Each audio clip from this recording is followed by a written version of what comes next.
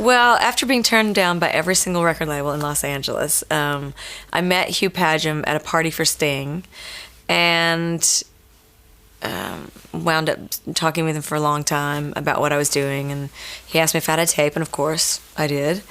And after a couple of days, he called me and said, "I listened to your tape, and I really love it, and I would like to try to do something with it. So I'm going to take it to A&M Records, which is where I have my relationship."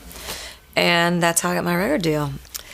The album was the experience of making the album was just an incredible learning experience. And I think that the problem with it was the marriage of Hugh and I was not completely in sync as far as the direction. I'd made my demo on much like what Pro Tools is now, that version of it back 20 years ago, and it was very slick, but it was the only way I could record because I didn't have any money, so I made it with a friend and a computer. And I think sometimes you can get very